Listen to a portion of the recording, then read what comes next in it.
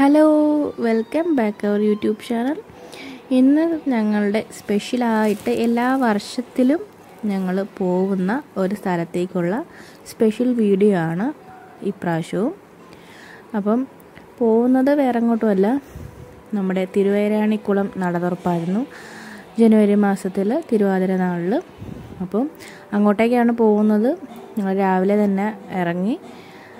നമ്മൾ virtual queue book ചെയ്തിട്ടാണ്, കുഞ്ഞുള്ളതുകൊണ്ട് അവനുമായിട്ട് പോയി തുടങ്ങുന്നത്. ഇപ്പോൾ എന്തായാലും അടുപ്പിച്ചൊരു 3 വർഷം ഞങ്ങൾക്ക് കൊറോണയ്ക്ക് ശേഷം അടുപ്പിച്ച് ഒരു 3-ാം വട്ടവും മുടങ്ങാതെ പോകാനായിട്ട് പറ്റി. ഇപ്രാവശ്യം മുടങ്ങുമെന്ന് വിചാരിച്ചെങ്കിലും കുഴപ്പമില്ലായിരുന്നു. ഞങ്ങൾ രാവിലത്തെ ക്യൂ ആണ് ബുക്ക് ചെയ്തത്. ചേട്ടൻ നൈറ്റ് ഷിഫ്റ്റ് കഴിഞ്ഞ് വന്നതിന് ശേഷം ഞങ്ങൾ എന്തായാലും ഒരുങ്ങി ഇറങ്ങി ഞങ്ങളിപ്പം അവിടെ എത്തിയിട്ടുണ്ട്. കഴിഞ്ഞ വർഷത്തെ ഭയങ്കര പ്രത്യേകതയുള്ളൊരു നടതുറപ്പ് മഹോത്സവത്തിന് ഞങ്ങൾക്ക് പങ്കെടുക്കാൻ പറ്റിയത്, അതിൻ്റെ വീഡിയോ ഞാൻ ചാനലിൽ കൊടുത്തിട്ടുണ്ട്. ഭയങ്കര സ്പെഷ്യലായിരുന്നു. കാരണം എന്ന് വെച്ച് കഴിഞ്ഞാൽ സാധാരണ അമ്പലങ്ങളിൽ പോകുന്ന പോലെയല്ല, നടതുറപ്പ് മഹോത്സവത്തിൽ 12 ദിവസവും ഭയങ്കര തിരക്കും കാര്യങ്ങളൊക്കെ ആയിരിക്കും. അപ്പോൾ പോകുന്നവർ ആദ്യത്തെ ഒരു പകുതി വരെ പോകുന്നതായിരിക്കും നല്ല പോവാനായിട്ട് തൊഴാനായിട്ട് നല്ല ദിവസങ്ങൾ.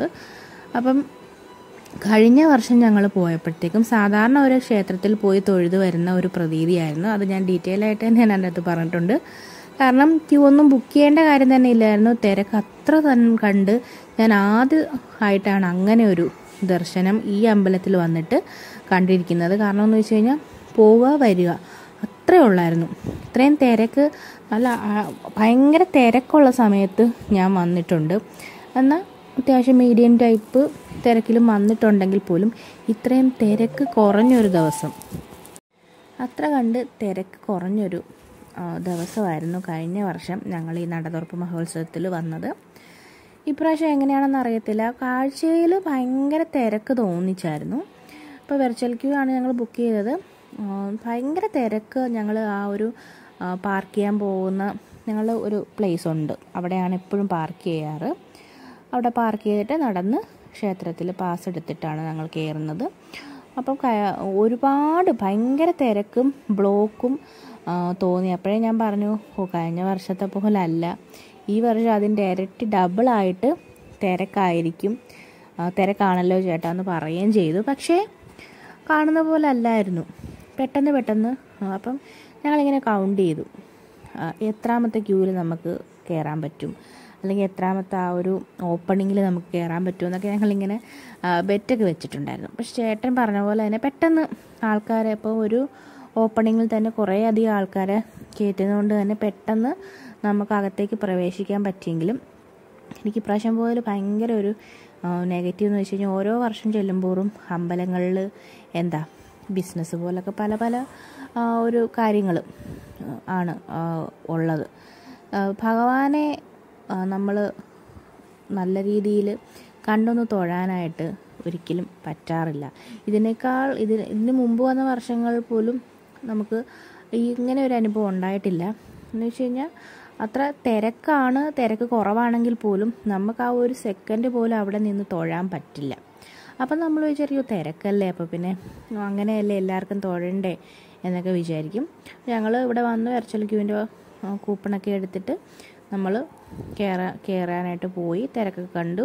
അപ്പോൾ തിരക്ക് കൊണ്ട് എല്ലാവർക്കും തൊഴണ്ടേ എന്നൊക്കെ വിചാരിക്കുമെങ്കിലും അവിടെ കയറി കണ്ട് പല കാഴ്ചകളാണ് കാണാനായിട്ട്. കാരണം ഒരുപാട് കാഴ്ചകൾ കാണാൻ പറ്റി അവിടെ ചെന്നിട്ട്. ആരൊക്കെയാണെന്ന് അറിയത്തില്ല, അവിടെ പ്രധാനികളാണോ VIP കളാണോ ഒന്നും അറിയില്ല. നടയിൽ നിന്ന് ഒരുപാട് സമയം നിന്ന് അവർക്ക് മാത്രം തൊഴാനായിട്ടൊരു അനുമതി. അത് കണ്ടപ്പോൾ വളരെയധികം അവിടെ നിന്നവരാണെങ്കിലും പറഞ്ഞു, സാധാരണക്കാരായ നമ്മൾക്ക് അങ്ങനെ ഭഗവാനെ കാണാനോ, എല്ലാവർക്കും ഭഗവാൻ ഒരുപോലാണ്, അതിൽ വലിയവനോ ചെറിയവനോ എന്നും ഭഗവാനില്ല. പക്ഷേ മനുഷ്യർക്കുണ്ടല്ലോ. അതുകൊണ്ട് തന്നെ അവിടെ ചെന്നപ്പോൾ കാണാൻ കഴിഞ്ഞ കാഴ്ചകളാണ്. ദേവിയെ നമുക്ക് നല്ല രീതിയിലൊന്ന് കണ്ടു തൊഴാനായിട്ടുള്ളൊരു അവസരം തരത്തില്ല, സാധാരണക്കാരായ ആൾക്കാർക്ക് മാത്രമാണ് കേട്ടോ. കാരണം പ്രത്യേകം പറയാനായിട്ട് തോന്നിയെന്ന് വെച്ച് കഴിഞ്ഞാൽ അവിടെ നമ്മൾ അതുപോലൊരു കാഴ്ചകൾ കണ്ടു. കാരണം ഭയങ്കരമായിട്ടുള്ള VIP കാര്യങ്ങൾ ആൾക്കാർക്കൊക്കെ എത്ര നേരം വേണമെങ്കിലും ഭഗവാനെ നിന്ന് കണ്ട് തൊഴുത് മനം കുളിർക്കെ കാണാം എന്നുള്ളൊരവസരം. എന്നാൽ നമുക്കൊരു സെക്കൻഡ് പോലും അവിടെ നിൽക്കാൻ പറ്റില്ല. നമ്മളിങ്ങനെ ഓടിച്ചോടിച്ച് വിടുകയാണ്. സമാധാനമായിട്ടൊന്ന് കണ്ണടച്ച് തുറക്കുന്നതിന് മുമ്പ് നമ്മളെ ഓടിച്ച് വിടുകയാണ് ചെയ്യുന്നത് അവിടെ കണ്ടത്. എന്നാൽ അത്ര കണ്ട് തിരക്കും ഇല്ലായിരുന്നു. കാഴ്ചയിൽ ഭയങ്കര തിരക്കുണ്ടെങ്കിൽ പോലും അത്ര കണ്ട് തിരക്കില്ലായിരുന്നു. പെട്ടെന്ന് നമുക്കെല്ലാം കഴിഞ്ഞു. അതിനുശേഷം കഴിഞ്ഞ വർഷത്തെ പോലെ തന്നെ ഈ വർഷവും നമുക്ക് പറയിടാനായിട്ട് ചെയ്യാമെന്ന് വിചാരിച്ചു. അതുപോലെ തന്നെ ചേട്ടനെ കൊണ്ടും കേശുവിനെ മോനെ കൊണ്ടും പറയിടാമെന്ന് വിചാരിച്ചു. കഴിഞ്ഞ പ്രാവശ്യം പറയിട്ടായിരുന്നു. അങ്ങനെ ഞങ്ങളിപ്പോൾ പറയിടാൻ പോവുകയാണ്. തൊഴുതെന്ന് പറഞ്ഞു കഴിഞ്ഞാൽ ദേ പോയി ഇതാവുന്നു ആ ഒരവസ്ഥ തന്നെയാണ് ഇപ്രാവശ്യവും. അതുകൊണ്ട് അങ്ങനെയുള്ള കാര്യങ്ങളൊക്കെ പെട്ടെന്ന് തന്നെ കഴിഞ്ഞു. തൊഴിലൊക്കെ പെട്ടെന്ന് തന്നെ കഴിഞ്ഞു. അതിനുശേഷം ഞങ്ങൾ ക്യൂ എടുത്തു. മറ്റേ നമ്മുടെ പറ നിറയ്ക്കാനായിട്ട്, ദേവിക്ക് പ്രിയപ്പെട്ട മഞ്ഞൾപ്പറ നിറയ്ക്കാനായിട്ട് പോവുകയാണ്. അപ്പോൾ കേശൂട്ടനാണെങ്കിൽ എല്ലാ അമ്പലങ്ങളിൽ പോയാലും അവൻ്റെ മെയിൻ കാര്യം എന്ന് വെച്ച് കഴിഞ്ഞാൽ അവന് പോയി ദക്ഷിണ ഇടണം. അവന് കോയിൻ വേണം മെയിനായിട്ട്. കോയിൻ ഓരോ സ്ഥലത്തും കൊണ്ടുപോയിടണം. അപ്പോൾ അതിനായിരുന്നു ഞങ്ങൾ ടൈം എടുക്കാറ് അമ്പലത്തിൽ പോയാൽ.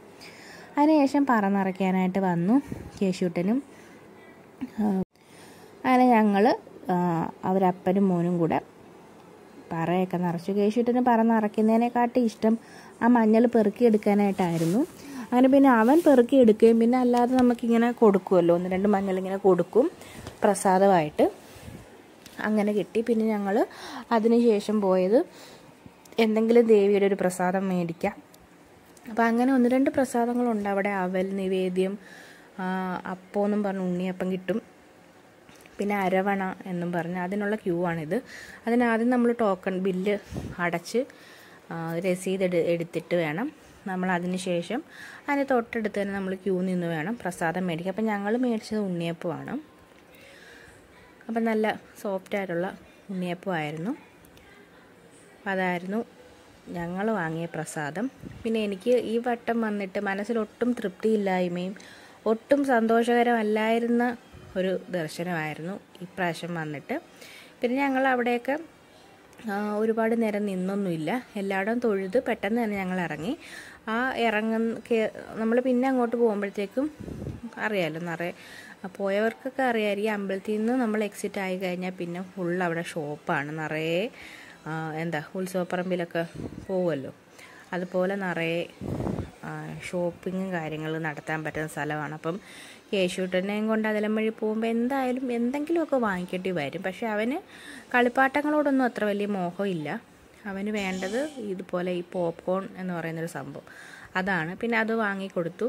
പിന്നെ ഞങ്ങൾ ലൈറ്റായിട്ടൊരു ചായയും, ഞാൻ ചായ കുടിച്ചില്ല, ചേട്ടൻ ചായയൊക്കെ കുടിച്ച് ഞങ്ങളിപ്പോൾ വീട്ടിലേക്കാണ് പോകുന്നത്. ഉച്ചയ്ക്ക് ചേട്ടന് ഷിഫ്റ്റ് ഉണ്ട്. അപ്പോൾ അതിന് മുമ്പ് എന്തായാലും വീട്ടിലേക്ക് എത്തും.